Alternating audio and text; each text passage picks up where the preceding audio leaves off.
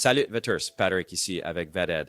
Wow, on dirait qu'on parle beaucoup de Ross Coulthard. Et il se trouve que c'est comme ça parce que Ross vient de donner une réponse sur Skywatcher que j'ai trouvé très intéressante lors d'une récente session de questions-réponses qu'il a faite sur News Nation, comme il le fait toujours. C'était pendant cette séance de questions-réponses qu'il a répondu à une question sur l'histoire que j'ai d'abord révélée sur Vetted quand Carl Crusher me dit en coulisses que, vous savez, Skywatcher avait fait atterrir un engin avec la présence de la NASA. Vous savez, j'étais en train de filmer un documentaire pendant l'été. Et c'est pendant ce tournage que Carl Crusher m'a expliqué cela. J'ai fait une vidéo à ce sujet. Je mettrai un lien dans la description, allez le voir.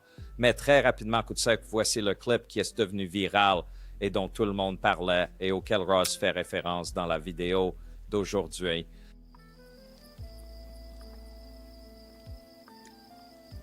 Mais j'ai beaucoup de cela que j'ai capturé en vision nocturne que je peux vous envoyer comme exemple, comme... Maintenant, comment Skywatcher va-t-il attraper quelque chose qu'ils invoquent avec des psioniques? Ils l'ont déjà fait. Ils ont déjà capturé quelque chose? Je sais pertinemment que, comme des gens de la NASA et de l'armée y ont déjà été avec eux et ils ont eu un atterrissage. Merde. D'accord. Oui. Alors, Craigie, regardez la vidéo et voyons c'est ce que Ross a à dire, puis nous reviendrons. Dans une vidéo sur YouTube, il est affirmé que le programme Skywatcher a effectivement fait atterrir un pin en présence de la NASA. Avez-vous entendu parler de cela par l'un de vos contacts? Il ne semblait pas y avoir d'informations à ce sujet sur le site de Skywatcher la dernière fois que j'ai vérifié. C'est quelque chose que vous pourriez vouloir demander aux gens de Skywatcher et peut-être même proposer une interview avec eux. Espérons que ce sera quelque chose qu'ils pourront accepter et ne pas être limités par des accords de non-divulgation. Oh, je ne pourrais pas être plus d'accord. Écoutez, j'ai entendu parler d'un incident dont on ne m'a pas parlé officiellement. Je suis au courant que deux opérateurs psioniques sont partis seuls.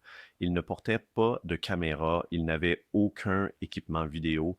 Et au cours d'une rencontre, une invocation qu'ils essayaient de faire en privé, un objet, un engin a apparemment atterri devant eux.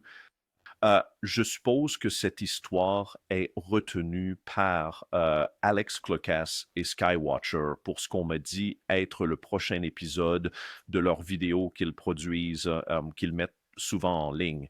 Ils ont mis deux ou trois vidéos précédentes en ligne et la prochaine est censée porter sur la psionique. Donc, j'ai invité Alex Klokas, Skywatcher, plusieurs fois. Nous avons une invitation ouverte à Skywatcher pour apparaître. Je pense que dans l'intérêt de la divulgation publique, ce serait formidable d'avoir quelqu'un de Skywatcher à un moment donné pour parler de ce qu'ils font, parce que c'est l'une des choses sur lesquelles nous recevons le plus de questions. Les gens sont vraiment intéressés et enthousiastes et heureux de voir qu'il y a une organisation correctement financée qui fait du bon travail en enquêtant sur les pannes. Et ils ont, y compris à moi, fait de multiples promesses d'être transparents et ouverts. Et je suis, comme tout le monde, frustré par le degré de secret entourant l'opération Skywatcher. Je ne peux que supposer que c'est parce qu'ils veulent faire leur propre film et leurs propres médias, et nous l'accueillons favorablement. Mais ce serait formidable à un moment donné d'avoir Alex Klokas, Jake ou toute autre personne de Skywatcher intéressée à venir et à parler pour vraiment discuter de ce qu'ils ont fait, surtout avec les psioniques. Et oui, nous avons entendu parler de cet incident impliquant un atterrissage présumé. Carl Crusher me l'a mentionné lorsque nous travaillions avec Magic Mike Batista il y a quelques semaines, et nous n'avons vraiment pas eu plus d'informations. Nous aimerions en entendre plus. D'accord. Alors, écoutez, il semble que, honnêtement, Ross ait fait des commentaires intéressants. D'une part, il est frustré par Skywatcher et leur transparence, et je pense que beaucoup de gens ont ressenti cela, moi y compris. Je travaille sur quelque chose à ce sujet, mais plus tard. Mais oui, vous savez, cette vidéo qu'ils vont publier, je veux dire, Ross confirme essentiellement l'histoire que j'ai publiée. Encore une fois, il ne dit pas que c'est vrai et que cela s'est produit, mais juste qu'il a aussi entendu parler de cette vidéo, n'est-ce pas? Cet atterrissage d'un engin, n'est-ce pas? Donc, vous savez, je ne pense pas que les gens voulaient savoir que cette histoire est sortie, mais elle est sortie, n'est-ce pas? Et il dit que Carl Crusher lui a dit tout comme il m'a dit, n'est-ce pas? Donc, je suis content que ce soit sorti et nous pouvons, vous savez, la balle est dans le camp de Skywatcher pour voir ce qu'ils révèlent dans leur prochaine vidéo. Mais je suis très curieux. Ont-ils atterri cet engin, n'est-ce pas? Et j'ai aussi remarqué dans le clip avec Carl Crusher, je n'avais même pas vraiment remarqué la première fois, il dit que l'armée était là aussi, présente. Donc l'armée et la NASA. Donc très intéressant.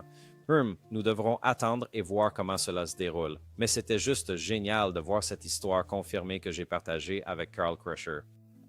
Et c'est intéressant d'entendre que Ross Coulthard est aussi frustré avec Skywatcher, étant donné qu'il leur a donné une plateforme et maintenant il ne peut même pas obtenir d'interview pour avoir des mises à jour. C'est très intéressant et cela semble être le cas avec beaucoup de Skywatcher. Ils créent des relations et puis les rompent. On n'entend plus jamais parler d'eux, vous savez, comme les trucs de Tim Taylor, vous savez. Et avant de partir, comme une tradition maintenant, je vais diffuser un message vocal que j'ai reçu, mais avec notre tout nouveau numéro de téléphone que j'ai créé pour que vous puissiez appeler et laisser un message. Bonjour, j'appelle depuis l'Ohio et je voulais partager très brièvement mon histoire d'OVNI de juillet 2002. Donc, Wood County, Ohio, était très sec.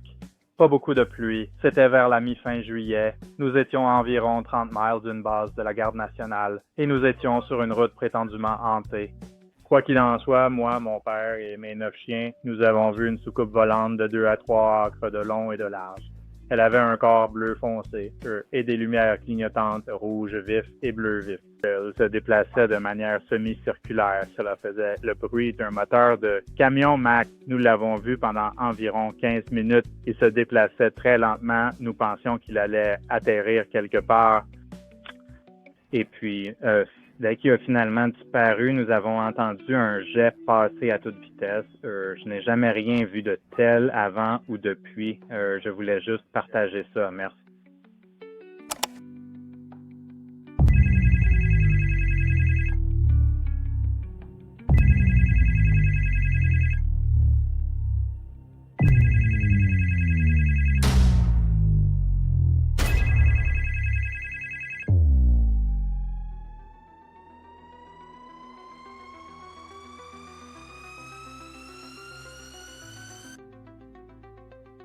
D'accord. Alors, n'oubliez pas d'appeler ce numéro et de me laisser un message. D'accord, vétéran? Lien dans la description. Allez voir.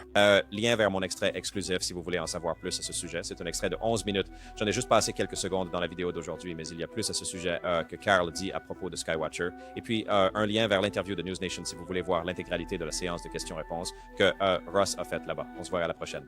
Rappelez-vous, chaque jour est un cadeau. Vous tous.